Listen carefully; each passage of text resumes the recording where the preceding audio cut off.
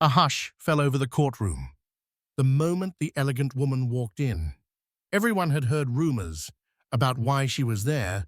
Her husband's affair had been splashed across tabloids for weeks, yet no one was prepared for the thunderous impact of her presence.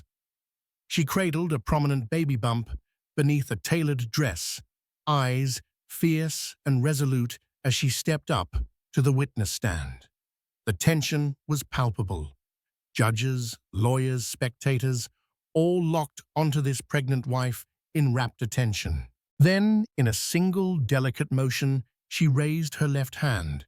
With her sparkling wedding ring exposed, the mistress erupted into screams that rattled every heart in the room.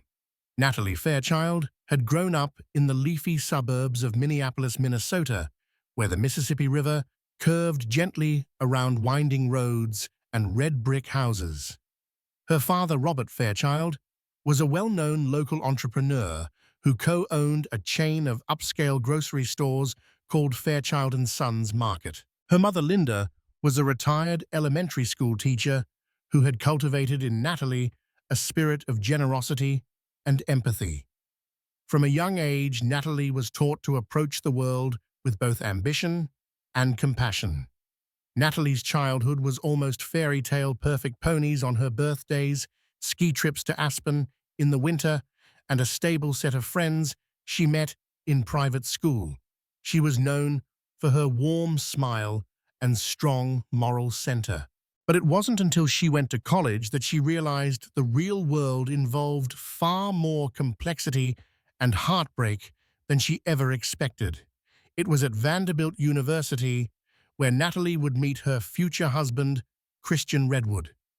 He was tall, charismatic, with a knack for business that seemed far beyond his years. Christian was the son of James Redwood, CEO of Redwood Industries, a conglomerate that spanned everything from real estate developments in Chicago to technology investments in Silicon Valley. Despite being an heir to a sizable fortune, Christian carried himself with an easy charm. He loved to sail, volunteer at local community centers, and was rumored to be the philanthropic star of the Redwood family, unlike some of his more ruthless relatives. The Redwood name had power, but Christian himself showed a benevolent side. Their relationship began quietly. They met during a charity function hosted by the university's business club to raise funds for underprivileged children. Christian, wearing a modest navy suit, listened intently as Natalie spoke about her volunteer experiences in her mother's old classroom. When they realized they both hailed from Minnesota, an immediate connection sparked. The night ended with them exchanging phone numbers and lingering in the warm glow of a campus lamppost, discussing everything from global economics to their favorite comfort foods. Friendship quickly turned into a romance. Christian became a fixture in Natalie's life. Daily calls, shared lectures, elaborate weekend getaways. After they graduated, Christian invited Natalie to meet his family in Redwood's sprawling mansion on the shores of Lake Minnetonka. She was shocked at the scale of their wealth: crystal chandeliers, a personal boathouse, and a stable of thoroughbred horses. Yet Christian's mother, the graceful but guarded Evelyn Redwood, welcomed Natalie with kind politeness. James Redwood, a more imposing figure, offered her a handshake and a cool inspection. Natalie left that evening feeling accepted yet subtly tested, as though she had to prove her worth in the Redwood world. But that only fueled her determination. She pursued her own career as well, eventually carving out a niche as a financial analyst at Hamilton & Rhodes, a prestigious investment firm. Natalie thrived quickly, earning the respect of her co-workers and managers for her meticulous work ethic and innate strategic thinking. Meanwhile, Christian climbed the ladder at Redwood Industries, proving he wasn't just a trust fund kid, but a strategic asset in the company's expansion into new markets. Their love story culminated on a breezy summer evening when Christian proposed. a candlelit boat ride on Lake Minnetonka, a string quartet hidden aboard, and a diamond ring that sparkled with almost blinding clarity. Natalie said yes. They were married the following spring in a lavish ceremony held at St. Mark's Episcopal Church in downtown Minneapolis. The bride was radiant in a lace gown, the groom dashing in a bespoke tux, and local newspapers covered it as the social event of the year. Little did they know that this romantic fairy tale was sowing the seeds for an explosive drama that would play out in a public courtroom, capturing the state's and soon the nation's attention. Neither realized the extent to which fortune and ambition could invite shadows into their world, and neither expected that just months into their wedded bliss, a cunning mistress would emerge to unravel all they had built. Being married to a Redwood came with an array of new responsibilities and pressures. Almost overnight, Natalie found herself on the boards of charities she'd only ever donated to in the past. Invitations to black-tie galas at the Minneapolis Institute of Art or corporate dinners at the top of the IDS Center building became regular occurrences. Every time she went out in public, cameras and gossip columns trailed behind. The Redwood name was recognized everywhere. Though it was overwhelming, Natalie adapted. She continued working full-time at Hamilton and Rhodes, determined not to lose herself in the Redwood identity. Christian supported her wholeheartedly, bragging about her intellect and strong spirit at Redwood Industries events. Despite managing busy professional lives, they carved out cherished personal time. Sunday brunch with her parents, cozy nights, watching Netflix, or escaping to their newly purchased cabin along the north shore of Lake Superior. Yet with wealth came complex social dynamics. Christian's father, James Redwood, was an old-school businessman who believed strongly in controlling public narratives and maintaining an unassailable Redwood reputation. Christian's mother, Evelyn, while kind to Natalie, held certain expectations about Redwood wives. They were to be social figures, philanthropic, yet impeccably groomed and always supportive of the Redwood business empire's image. Often, Natalie bristled under these unspoken rules. She wanted to forge her path and maintain independence, but the Redwood world was larger than life. Christian tried to shield her from the worst aspects of it: cutthroat boardroom rivalries, tabloids sniffing for scandal, and manipulative social climbers. Yet there was only so much he could do. Soon, the couple noticed tensions forming in Redwood Industries. As Christian advanced in the company, he stepped on the toes of more senior executives, notably a longtime family friend named Jared Holcroft, who was James Redwood's right-hand man. Jared was rumored to have eyes on the Redwood fortune himself. He had meticulously served James Redwood for years and hoped to rise to an executive position, if not become a shadow power behind Redwood Industries. Christian's popularity among younger employees threatened Jared's standing.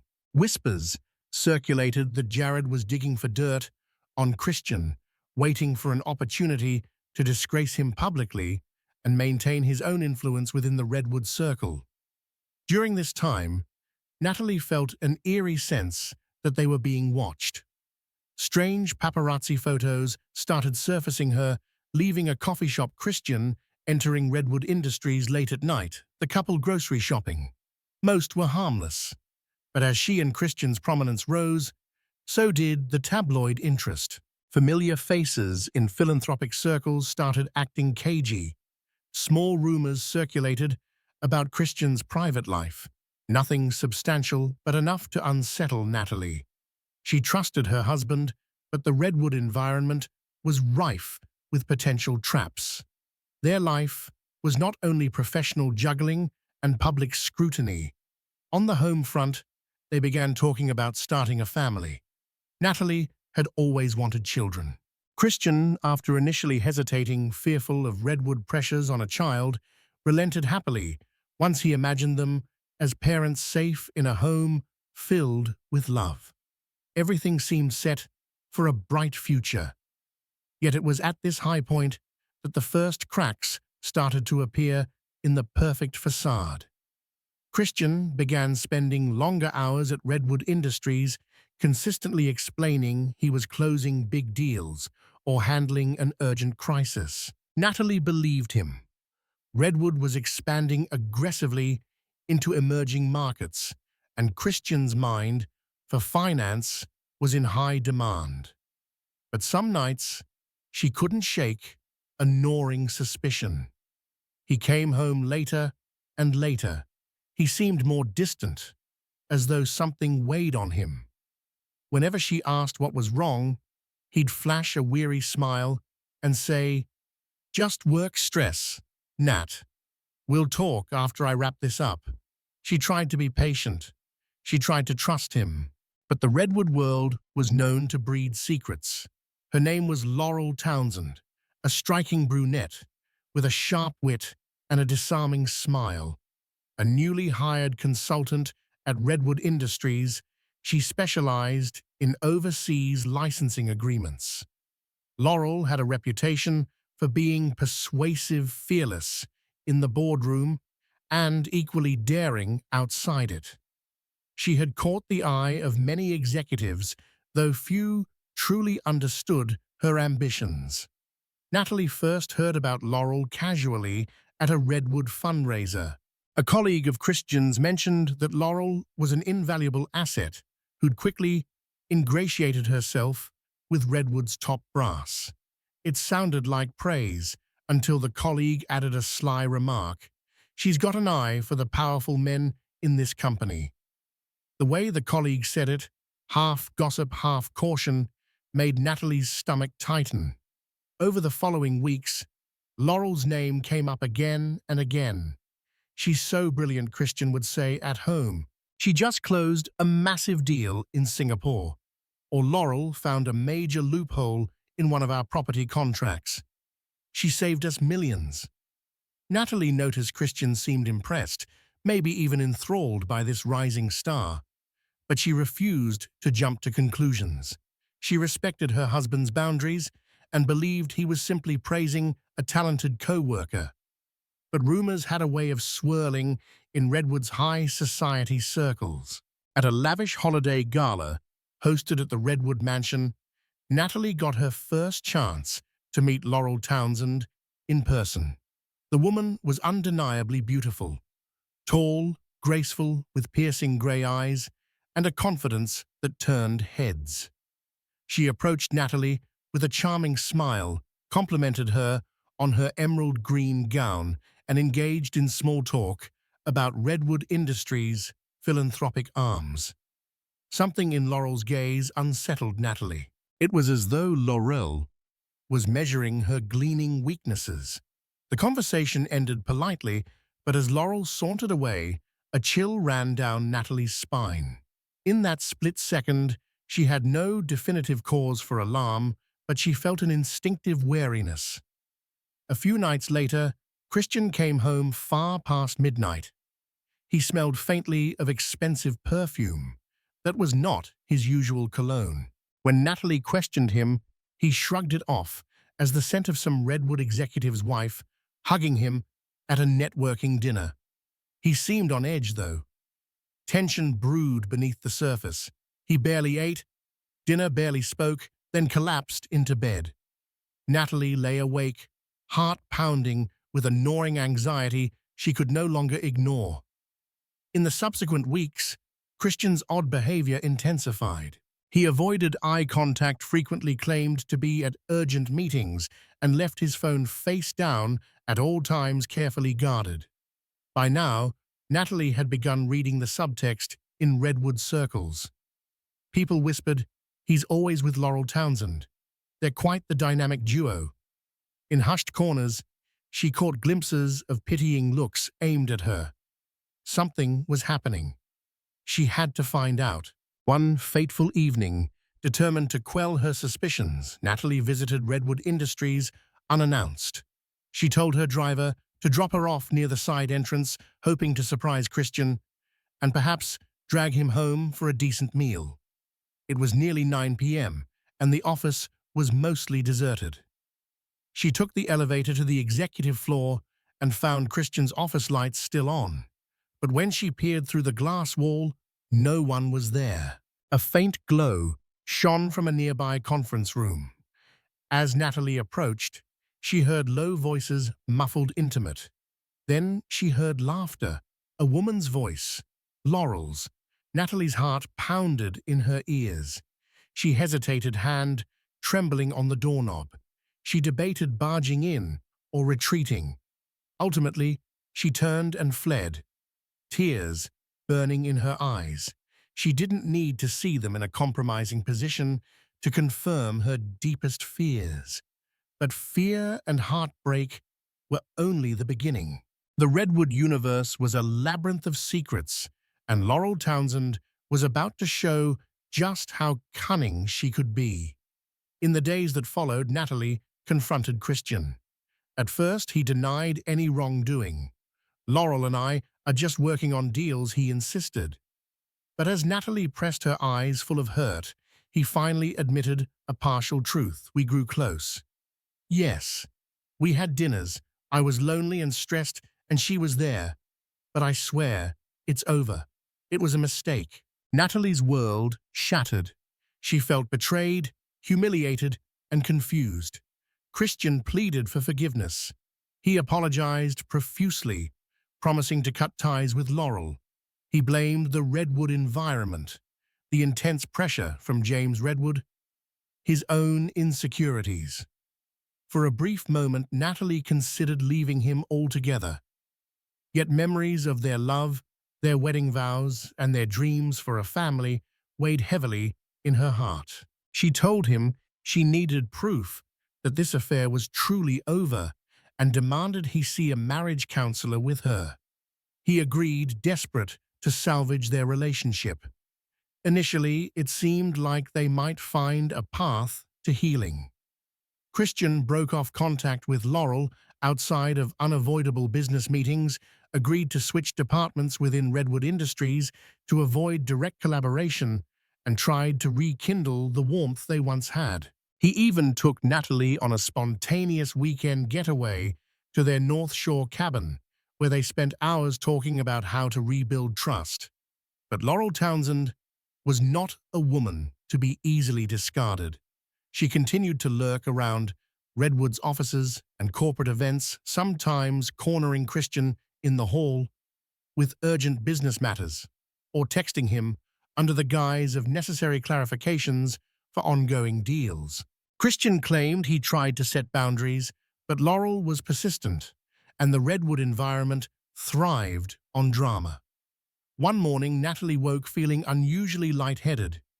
She had been dealing with bouts of nausea for a few days. Initially, she blamed stress, but something deep inside her urged her to take a pregnancy test. Trembling with cautious hope, she waited in the bathroom of their penthouse condo for the results. The test turned positive. Tears of joy and trepidation flooded her eyes. She was carrying Christian's child. The news shifted everything. Despite the affair, despite the lingering mistrust, the reality of a baby changed the dynamic between husband and wife. Christian was overjoyed, or at least appeared so. He vowed once more to focus on family, to be the husband and father they deserved. In a private conversation, he admitted his regret over ever letting Laurel get close. For a few weeks, it felt as though the Redwood storms had calmed. Natalie allowed herself a fragile sense of hope, imagining a future where the affair was a distant memory overshadowed by the joys of parenthood. They began preparing for the baby shopping, for cribs, planning a small nursery in their condo, daydreaming about family vacations. Yet behind the scenes, the Redwood machine continued to churn. Rumors reached Natalie's ears. Laurel wasn't just scorned, she was furious. She told close associates that Christian had promised her certain positions, and that she had personal stakes in Redwood deals. Worse yet, she began dropping unsubtle hints in Redwood's social circles that she and Christian had something deeper than a fling. And then came the bombshell. Laurel filed a lawsuit claiming breach of contract and sexual exploitation, insisting that Christian Redwood had used her professionally and then cast her aside. She threatened to expose incriminating evidence that would destroy his reputation and possibly Redwood Industries. She sought not only damages, but also the Redwood name, implying that Christian had promised her a future together. That was how Natalie found herself just barely into her second trimester, standing by Christian as they prepared to face Laurel Townsend in court. The Redwood family, blindsided by the scandal, pressured Christian to settle out of court. James Redwood in particular wanted no part in a public trial that could damage Redwood Industries' brand. But Laurel refused settlement offers. She wanted revenge, or perhaps she wanted more than money. The stage was set for a sensational legal showdown. Paparazzi camped outside Redwood's offices, the Fairchild family home, and the Redwood estate. News headlines labeled the case "The Redwood Affair," with tabloids speculating on lurid details. Law firms across Minneapolis salivated at the high-profile nature of the case. Ultimately, Christian and Natalie secured representation from Anderson and Brooks, an elite firm known for crisis management. Laurel hired the equally formidable Williams and Dresden, rumored to relish taking down wealthy executives. It all led to that fateful day in the Hennepin County Courthouse. Natalie, her pregnancy more apparent each day, would sit behind Christian in the courtroom, supporting him while grappling with her own pain. Across the aisle, Laurel Townsend, impeccably dressed, wearing an air of confidence, would spin a tale of betrayal and broken promises. The Redwood name, the Fairchild name, their unborn child's future, everything teetered on the outcome of this trial.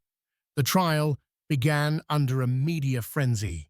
Cameras flashed incessantly as Christian, Natalie, and their lawyers arrived each morning. News vans lined the streets. Commentators speculated about the Redwood fortune, the scandal's impact on Redwood Industries' stock price, and the human drama unfolding in real time. Judge Marilyn Simmons, a stern yet fair-minded veteran of the bench, presided over the case. She wasted no time establishing order. "We will not turn my courtroom into a spectacle for the tabloids," she warned, scowling at the crowd of onlookers. Nonetheless, the rows behind them were packed with curious spectators, local and national press, and even a few Redwood Industries board members. On the left side sat Laurel Townsend, her lawyers, and a handful of supporters who occasionally offered her tissues or whispered encouragements. On the right side, Christian Redwood, flanked by attorneys from Anderson and Brooks, with Natalie sitting solemnly in the first row. The opening arguments were explosive. Laurel's lead attorney, Grace Dresden, painted a vivid portrait of Laurel as a hard-working, brilliant consultant who had been manipulated by a powerful Redwood heir. Dresden spoke of broken promises, both professional and personal, and even hinted at alleged emotional abuse. She described Laurel as a victim who had risked her career in trusting Christian Redwood. Christian's attorney, Michael Brooks, countered by emphasizing Laurel's calculating nature.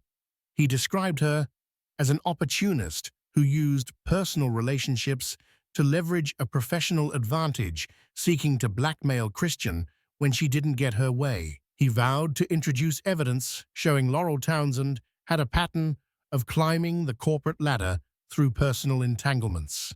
The tension in the courtroom was palpable. As the trial progressed, Redwood and Townsend's colleagues were called to testify.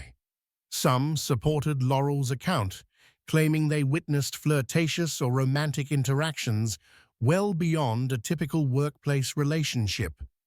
Others defended Christian, emphasizing his strong moral character and painting Laurel as an instigator. James Redwood, despite his reluctance, took the stand. He offered carefully crafted answers to avoid damaging Redwood Industries' image, but his frustration with Laurel was apparent.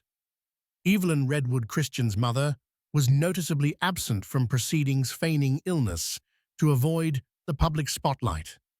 Meanwhile, the Redwood legal team tried to keep Natalie off the stand, citing her pregnancy and the emotional strain. But Laurel's lawyers insisted that Natalie's testimony was critical, as she was a direct witness to the aftermath of their affair. The judge agreed, and Natalie was scheduled to testify near the trial's climax. During breaks, the Redwood attorneys often huddled in corners, strategizing. Natalie remained mostly silent, her hands protectively resting on her growing belly. She was physically and emotionally exhausted, torn between supporting Christian in public and wrestling with her private hurt. A swirl of emotions kept her up at night: anger, betrayal, but also love and the hope for a stable family for her child. Then, halfway through the trial, an unsealed document from Redwood Industries was leaked. Tabloids ran sensational headlines: Redwood Empire in jeopardy. The document hinted that Redwood Industries' overseas expansion deals had irregularities, something Laurel claimed Christian had orchestrated. Christian and his attorneys labeled it a smear tactic, but the damage was done. Public opinion began tilting, with many observers starting to see Laurel as a whistleblower rather than a jilted mistress. James Redwood demanded a more aggressive approach. He berated Christian in private. "Settle this, or we'll watch Redwood Industries crumble," he barked. But Laurel was beyond monetary offers now. She wanted a dramatic public victory. She wanted Christian, and by extension, Redwood's power structure, exposed for personal and professional wrongs. A sense of impending climax hung over the courthouse. Everyone felt it. A major revelation was around the corner. Reporters speculated about secret evidence. Redwood board members whispered about new, scandalous developments. Through it all, Natalie remained resolute, determined to find the truth for her own peace of mind, for the child growing inside her, and for the vow she once made to stand by Christian through good times and bad. The day that changed everything arrived without fanfare.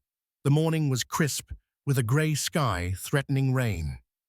Outside the courthouse, throngs of reporters jostled for position. Inside, the corridors buzzed with heightened tension. Observers packed into the courtroom, anticipating a pivotal turn in the proceedings. Court resumed with Laurel Townsend on the witness stand for cross-examination. Christian's attorney, Michael Brooks, began calmly but firmly, recounting text messages and emails that suggested Laurel, not Christian, had initiated much of the personal interaction. He produced records that contradicted some of her earlier statements. Laurel's facade wavered, but didn't crumble. She shifted explanations, painting Christian as the manipulative mastermind. On more than one occasion, the judge scolded both sides for argumentative questioning. Everyone's anticipation peaked when it was finally Natalie's turn to testify. She walked to the stand, the hush in the courtroom almost reverent. She took her oath, placed her hand on the Bible, and met Judge Simmons' gaze with quiet determination. Her baby bump, now unmistakable, served as a visual reminder of the stakes beyond mere corporate scandal. Laurel's attorney, Grace Dresden, approached first. "Mrs. Redwood, could you tell the court the state of your marriage around the time Ms. Townsend began consulting at Redwood Industries?" The question was spoken gently, yet laced with implications. Natalie inhaled. "We were happy but busy," she replied softly. "Christian was working long hours. I noticed a strain, but I didn't realize how serious it was until everything came out. Dresden pried further. And is it true that when you found out about your husband's relationship with Miss Townsend, you confronted him, and he initially denied it? Natalie nodded, tears welling. Yes, he did.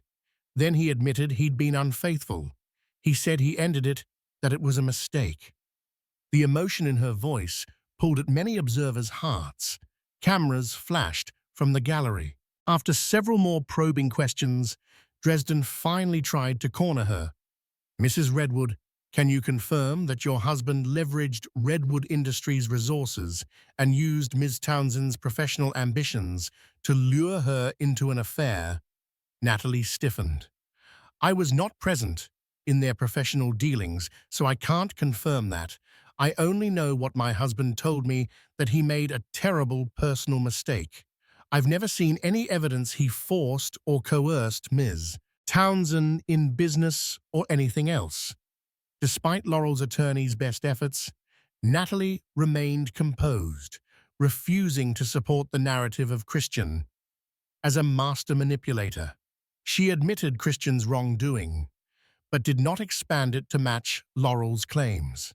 By the time Dresden ended her questioning, a murmur spread through the courtroom. Natalie's testimony was emotional, but also somewhat exonerating.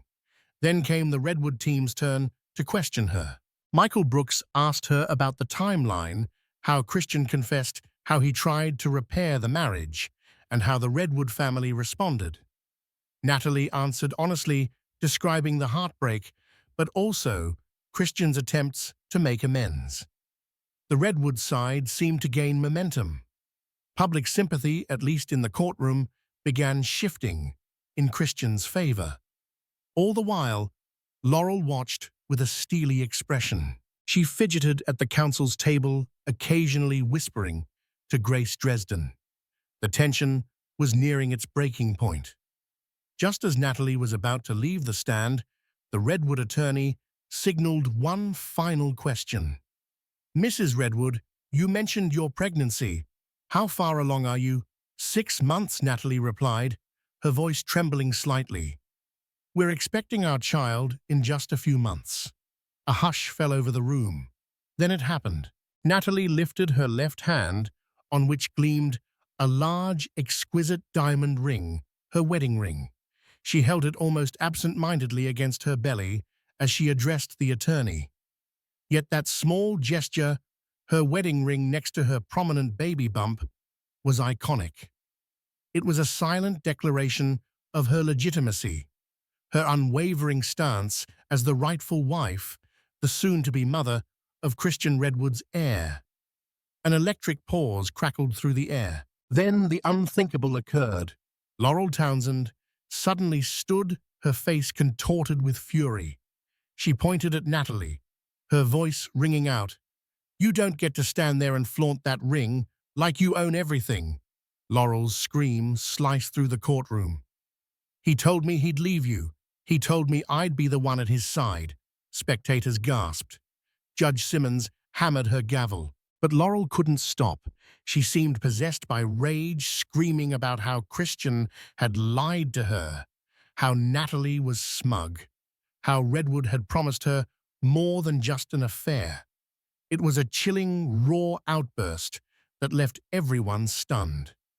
The bailiff rushed forward to contain Laurel, urging her to sit. Grace Dresden, momentarily stunned, tried to calm her client.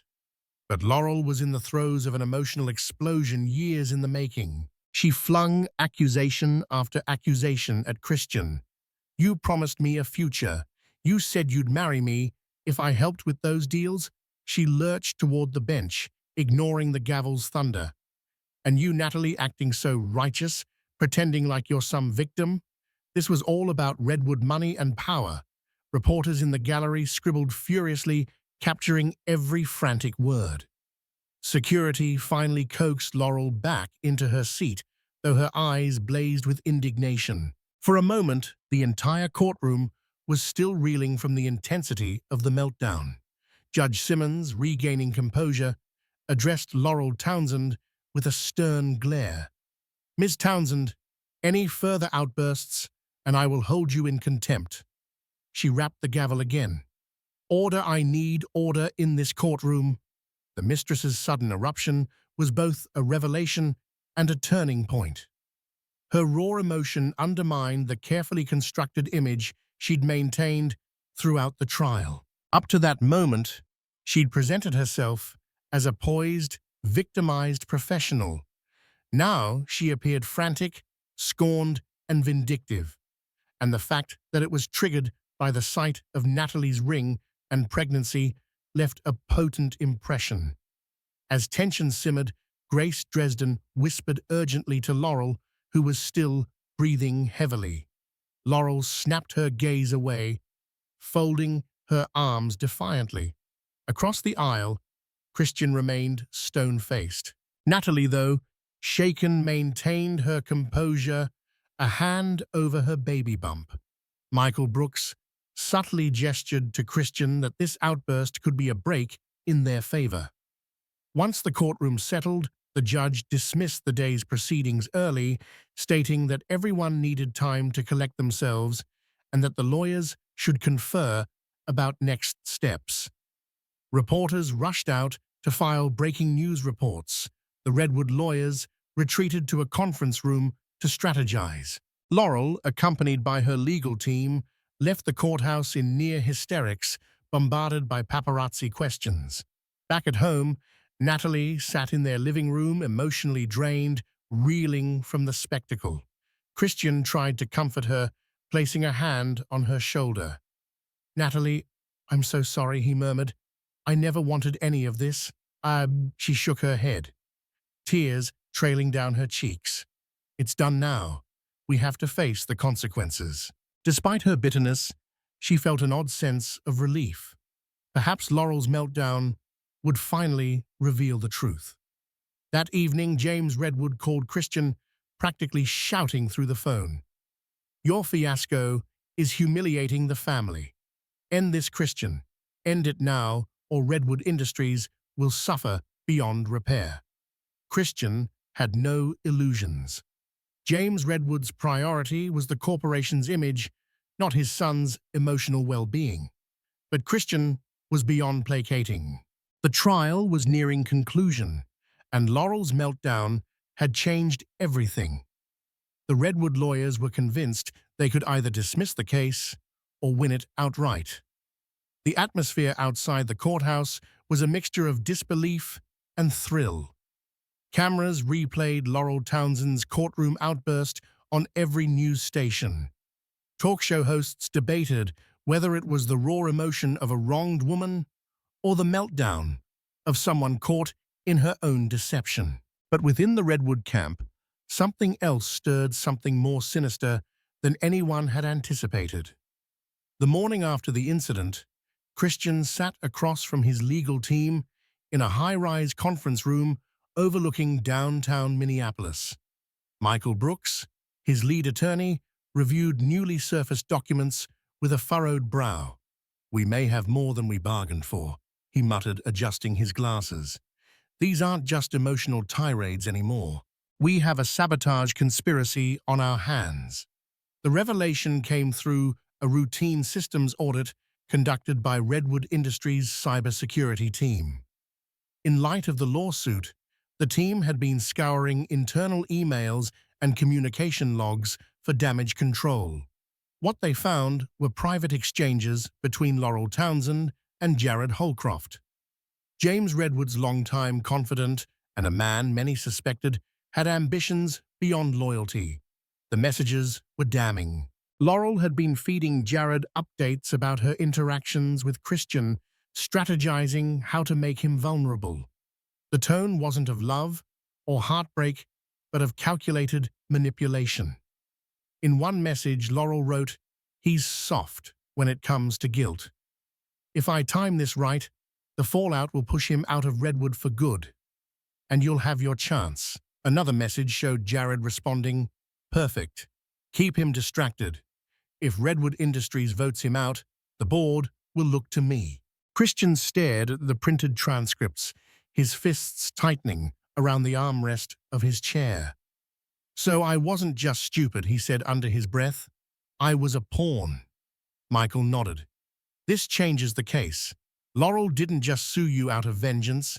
She was part of a coordinated effort to oust you and elevate Jared. It's corporate warfare. The Redwood legal team moved fast. Within 24 hours, a motion was filed to admit the new evidence into the official court record. The judge approved it, setting the stage for a final courtroom crescendo. When the trial resumed, the courtroom was tense with expectation. Gone was the veneer of sympathy for Laurel. Even her own legal team appeared disoriented. Grace Dresden attempted to regroup, but the emotional high ground Laurel had relied on was crumbling beneath her. Michael Brooks stood to deliver the bombshell. "Your Honor," he began, voice cool and measured, "we present to the court evidence of a premeditated effort by Ms. Townsend and Mr. Jared Holcroft to undermine Christian Redwood's role in Redwood Industries." These messages, he held them up for the jury to see clearly, indicate that Ms. Townsend's lawsuit is not an act of justice, but one of vengeance and manipulation engineered to destabilize a major corporation. Gasps rippled across the courtroom. Laurel paled. Her fingers curled into the edge of the table as though it were the only thing keeping her from collapsing. Her lawyer jumped up. "Objection. Character assassination without full context." But Judge Simmons, who had endured weeks of high drama, leaned forward, peering over her glasses. "I've reviewed the messages. The objection is overruled." Christian watched Laurel, his jaw set. She avoided his eyes. Then came Natalie's unexpected entrance. She had not been scheduled to testify again, but the Redwood team requested her for rebuttal commentary. As she walked back to the witness stand, the courtroom fell into silence. Her presence, radiant yet exhausted, belly round and hands steady, had become symbolic. This wasn't just a corporate scandal. This was about lives torn apart, futures hanging in the balance. Mrs. Redwood, Michael asked gently after seeing these messages between Ms. Townsend and Mr. Holcroft, "How do you feel about the narrative that's been presented these past weeks?" Natalie took a long breath before speaking. "I feel like my family was used, like our pain was part of someone else's ambition. I always suspected there was more going on, but I never imagined how deep it ran." Michael continued, "Do you believe Christian was manipulated?" Her voice trembled, but she didn't waver. "Yes. He made mistakes. He betrayed me. But I also see now that he wasn't the only one playing a role. Laurel and Jared, they played us all." The courtroom murmured again. This time the sympathy was palpable and directed at Natalie. When Laurel was called to address the newly revealed evidence, she looked every bit the unraveling figure. Gone was her poise. Her voice cracked. Jared told me Christian would ruin me if I didn't fight back. He said Christian was the real threat, not me. He manipulated me too." But her words landed with a hollow thud. The jury had heard enough. The public had seen the meltdown, the messages, the contradictions. Even her once formidable attorney looked deflated. Outside the courthouse, the mood had shifted entirely. Reporters swarmed Christian and Natalie, their tone now supportive. "Mrs. Redwood, do you feel justice is close?" one asked. Natalie responded with rare resolve. "Justice doesn't erase what's been lost, but it's a start." Christian added, "We're grateful the truth is coming out. We'll face whatever comes next together." Back in their penthouse that night, the mood was sober. Christian poured a glass of water and sat beside Natalie on the couch. "I don't deserve your grace," he said softly. "You don't," Natalie replied, eyes steady. "But you're getting it for our child's sake. And because somewhere in all this madness, I believe you still want to be better." He reached for her hand. This time, she didn't pull away. The final day of court loomed. Everyone knew the verdict was near. But no matter the jury's conclusion, one thing was certain: the Redwood legacy had already been rewritten. And for Natalie, the most powerful chapter was yet to be lived. The final day of the trial dawned grey and overcast, as if the skies themselves understood the weight of what was to come. Outside the Hennepin County Courthouse, a sea of reporters had gathered their breath, steaming in the cold morning air. Some had camped out since before sunrise, huddled in makeshift tents, clutching cameras and microphones, desperate to be the first to capture the verdict in what had become the most sensational trial in Minnesota in over a decade. Inside the courtroom was electric with tension. Every seat was filled. Observers included legal analysts, Redwood Industries, board members, and curious locals who had managed to secure public access. A few even whispered that a Netflix producer had been spotted in the back row, scouting for a docudrama opportunity. Natalie sat in the front row behind Christian, now visibly 7 months pregnant. Her face was pale, but composed, her hands resting gently on her belly. She wore a soft blue maternity dress that made her look both regal and vulnerable, a living symbol of everything at stake. Christian sat in front of her, clad in a tailored charcoal suit, his expression solemn but determined.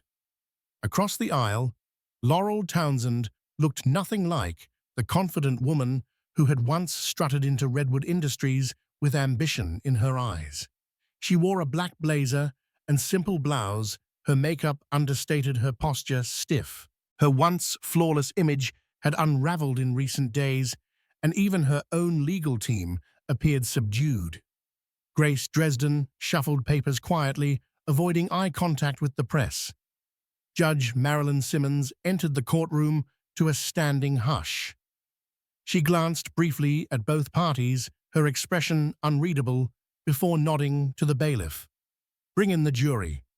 12 men and women filed in each one, carrying the weight of days of testimony, evidence, and explosive revelations. Their faces were stoic, giving away nothing. Natalie held her breath. The judge turned to the foreperson. "Has the jury reached a verdict?" The woman, a middle-aged nurse named Diane Koenig, stood. "Yes, Your Honor, we have." She handed a sheet of paper to the bailiff, who delivered it to the judge. Judge Simmons read silently, then handed the paper back. "In the matter of Laurel Townsend versus Christian Redwood and Redwood Industries," the foreperson began, voice clear, "we find in favor of the defendant on all major counts." A stunned silence fell over the room. Natalie exhaled her chest, rising as if she had been holding her breath for weeks. Christian slowly turned to look at her, his eyes red-rimmed with emotion. She nodded once, just enough to acknowledge his gaze, but not enough to forget everything they had endured. Laurel slumped in her chair, her face drained of color. A single tear slid down her cheek, but she quickly wiped it away.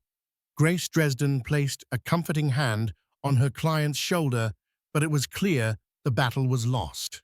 Judge Simmons brought the gavel down with finality. Court is adjourned. As murmurs filled the courtroom, the Redwood legal team exchanged handshakes and whispered congratulations. Michael Brooks placed a reassuring hand on Christian's shoulder. "It's over," he said. "You made it." Christian didn't smile. He turned to Natalie instead. "Thank you for standing by me," he whispered. Natalie stood slowly.